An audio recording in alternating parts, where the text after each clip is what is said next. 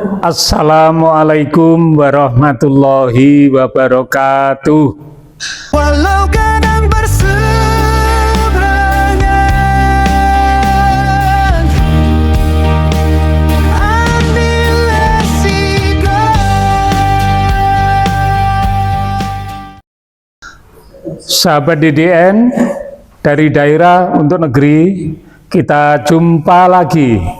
Kesempatan kali ini kita akan berbincang-bincang hal-hal yang lagi trending sekarang, lagi banyak dibicarakan orang.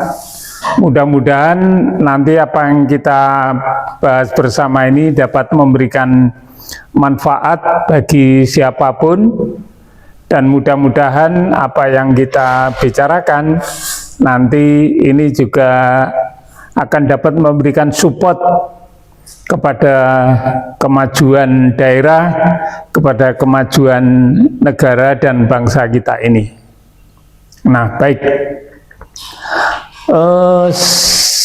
Saat ini kita melihat bahwa pemilihan umum itu masih akan dilaksanakan 4 tahun lagi, atau kurang lebih sekitar tahun 2029. Akan tetapi tampaknya saat ini berbagai kegiatan sudah mulai nampak persiapan-persiapan, terutama bagi mereka yang mungkin berkeinginan untuk maju sebagai wakil rakyat maupun sebagai calon kepala daerah maupun sebagai calon kepala negara. Ini nampaknya sekarang ini sudah mulai dipersiapkan dari awal. Nah, salah satunya yang kali ini ingin saya barangkali memberikan sumbangan pemikiran, baik itu kepada yang bersangkutan nanti, tokoh yang akan kita bicarakan ini, juga mudah-mudahan sumbangan pemikiran saya ini akan bermanfaat kepada masyarakat pada umumnya. Nah, saat ini kita akan berbincang-bincang tentang tokoh yang sekarang ini lagi ngetren, ya, ada di mana-mana, di setiap kesempatan selalu muncul, mulai di pasar-pasar, di sawah-sawah, kemudian di tengah-tengah mahasiswa yang sedang demonstrasi, di tempat-tempat, di warung-warung, di lesehan. Nah, ini akan selalu muncul tokoh ini. Nah, marilah kita cermati, nanti barangkali kami bisa memberikan sumbangan pemikiran baik kepada tokoh ini maupun kepada masyarakat secara luas. Dalam rangka apa?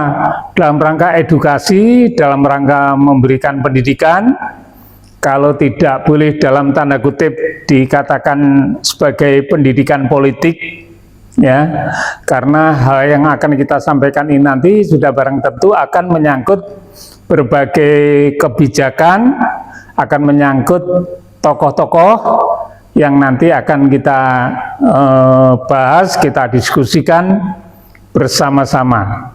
Nah, siapakah tokoh tersebut? Kali ini saya ingin berbincang tentang seorang tokoh di Jawa Barat. Kebetulan beliau adalah seorang pejabat, yaitu Gubernur Jawa Barat, Kang Deddy Mulyadi. Nah, sebelum kita berbincang lebih lanjut tentang Kang Deddy Mulyadi ini, marilah kita saksikan video-video pendek atau aktivitas beliau selama ini. Jadi konon menurut pengakuannya sudah hampir 20 tahun ini beliau melakukan kegiatan ini, semacam kegiatan sosial, ketemu masyarakat, ketemu orang banyak, berbagi-bagi duit, berbagi-bagi bonus.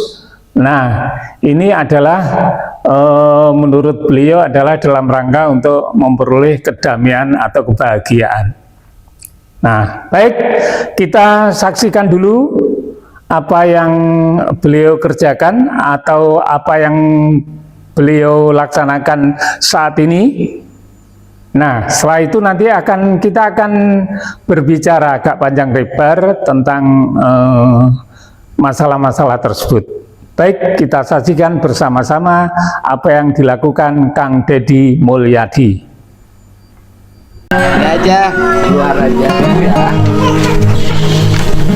Terus, barang-barang angkut. Nah, ini makanan ibu sekolah.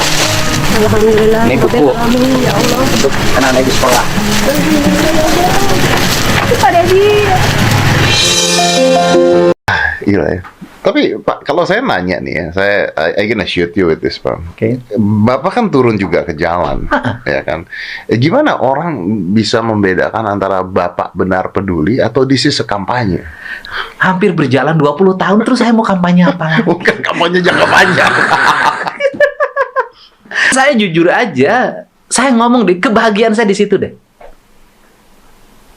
Kebahagiaan di sana. Saya di situ. Kalau orang ngomong spiritualitas saya di situ.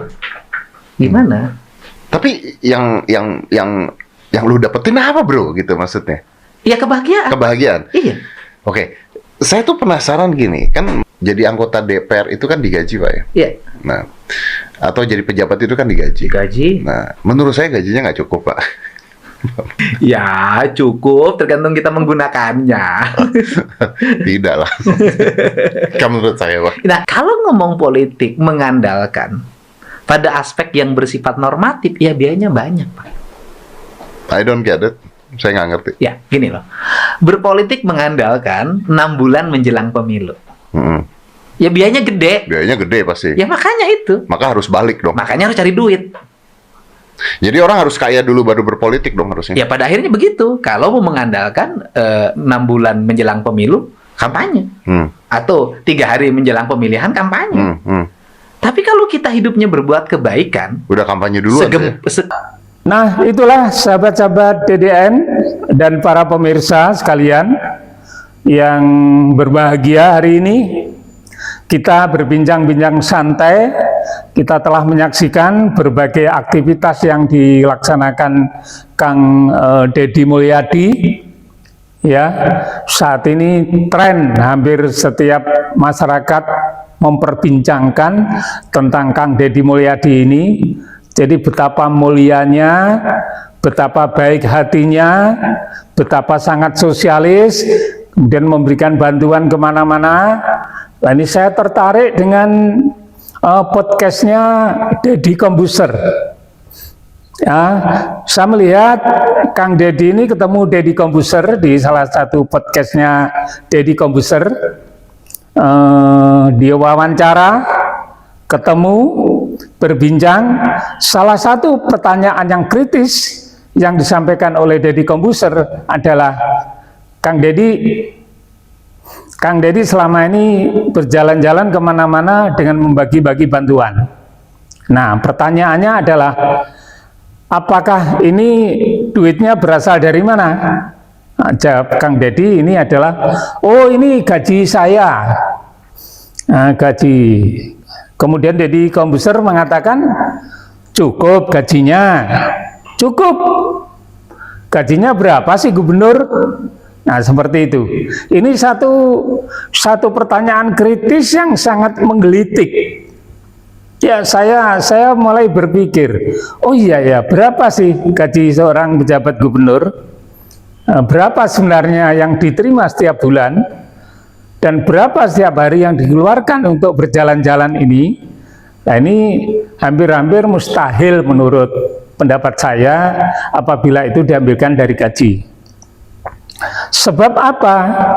Sebab gaji yang merupakan pendapatan dari seorang Kang Deddy Mulyadi ini sudah barang tentu kebutuhan keluarga ini juga sangat penting untuk dicukupi. Dan bahkan menurut hemat saya, kebutuhan keluarga ini memang harus diutamakan daripada kegiatan-kegiatan sosial lainnya. Nah, kegiatan sosial itu baik, akan tetapi keluarga itu juga sangat dibutuhkan pembiayaan, dibutuhkan dana-dana untuk kepentingan kebutuhan sehari-hari, maupun kebutuhan-kebutuhan yang mendesak seperti sakit, seperti kebutuhan makan, pakaian, dan sebagainya. Nah ini. Nah kemudian Deddy Kombusir menanyakan lebih lanjut, cukup gajinya? Dikatakan cukup. Nah, bukankah ini kampanye? Oh bukan. Kata Kang Deddy Mulyadi, oh ini bukan, ini bukan kampanye. Kalau kampanye kenapa? Sudah 20 tahun saya laksanakan seperti ini. Nah kemudian apa motifnya? Motifnya apa melakukan ini semua? Motifnya tidak lain adalah kebutuhan spiritual, yaitu adalah kebahagiaan. Saya berbahagia apabila berbagi. Oke. Ini saya acungi jempol, luar biasa Kang Deddy. Artinya apa? Ternyata di antara pejabat-pejabat yang ada, ini Gubernur Jawa Barat yang namanya Kang Deddy Mulyadi mempunyai kepedulian yang luar biasa terhadap masyarakat, ya, terhadap mahasiswa yang sedang demo. Nah, sehingga saat ini hampir setiap saat kita lihat Kang Deddy itu ada di mana-mana. Nyaris di berbagai kegiatan beliau itu ada. Ini luar biasa. Tapi kemudian saya berpikir, ketika waktunya lebih banyak di luar untuk ketemu masyarakat, untuk ketemu mahasiswa, untuk ketemu ya tokoh-tokoh, ini pertanyaan saya, kapan waktu yang digunakan untuk kepentingan melaksanakan tugasnya sebagai gubernur atau kepala daerah? Nah, mudah-mudahan saya yakin Kang Deddy ini punya manajemen waktu yang baik.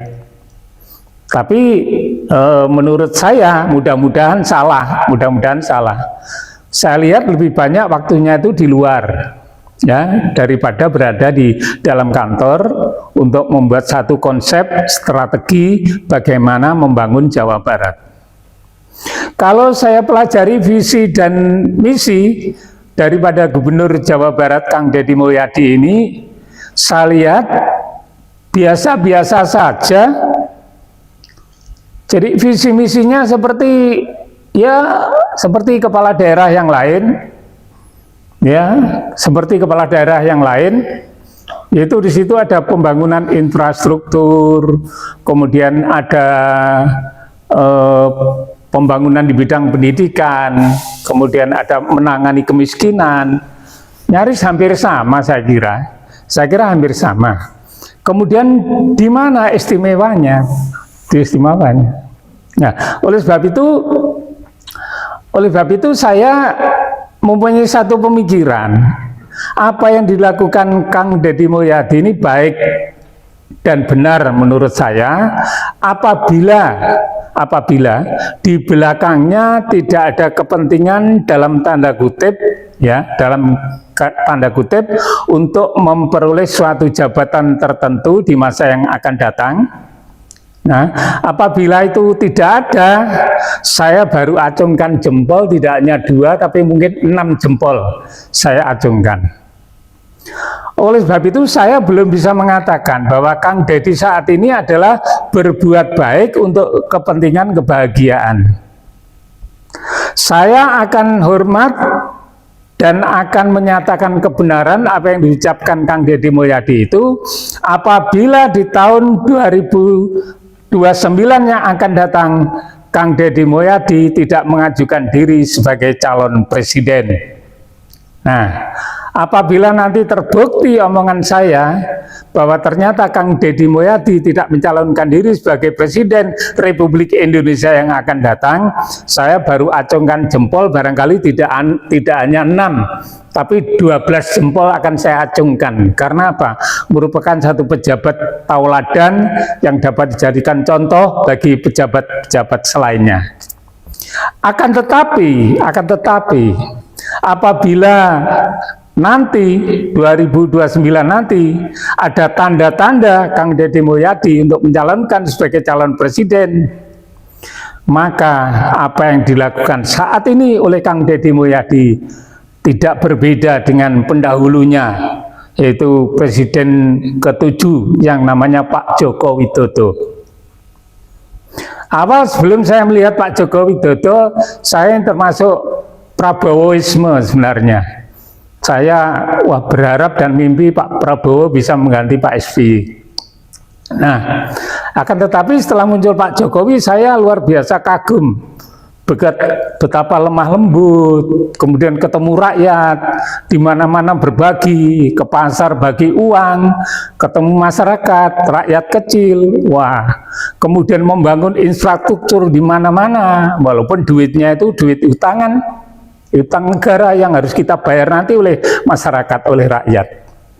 Nah, jadi oleh sebab itu kalau itu yang dilakukan, maka Kang Deddy Mulyadi tidak lagi saya hormat, tapi saya akan sangat prihatin apabila calon pejabat, apabila calon pemimpin, apabila calon presiden sudah diawali dengan melakukan satu kegiatan yang bukan kegiatan yang sebenarnya, atau kegiatan semu, atau kegiatan yang di belakangnya punya kepentingan, maka saya tidak akan hormat lagi kepada Kang Deddy Mulyadi. Nah, saya mohon maaf kepada masyarakat Jawa Barat dan sekitarnya. Bahkan konon tadi saya melihat dengan mahasiswa di Jakarta, seolah-olah Pak Pramono Anung ini kalah pamor dengan Kang Deddy Mulyadi, baik sebagai Gubernur Jakarta. Luar biasa, luar biasa. Itu sebab itu marilah kita tunggu, wait and see. Wait and see. Jadi kita lihat dan kita tunggu apa yang dilakukan Kang Deddy. Nah, mohon maaf Kang Deddy, sekali lagi mohon maaf. Ini bukan kritik, tapi ini satu pendapat dan belum tentu pendapat saya ini benar, ya. Apabila benar-benar Kang Deddy mempunyai niat untuk mencalonkan presiden yang akan datang, maka sebaiknya jangan melakukan seperti yang apa dilakukan oleh Pak Jokowi yang lalu. Pangapunten Pak Jokowi, kami mohon maaf. Karena apa? Karena nanti rakyat akan melihat bahwa ternyata itu kepentingannya. Nah, baik, mohon maaf Kang Deddy, mohon maaf rakyat Jawa Barat dan sekitarnya. Saya tidak bermaksud melecehkan, tapi saya hanya ingin menggugah hati seluruh rakyat Indonesia. Jangan sampai kita terpeleset kepada lubang yang sama. Kita melakukan kesalahan yang sama seperti yang lalu kita lakukan. Terima kasih Sobat DDN dari daerah untuk negeri, dari daerah untuk negeri. Salam hormat kami. Wassalamualaikum warahmatullahi wabarakatuh.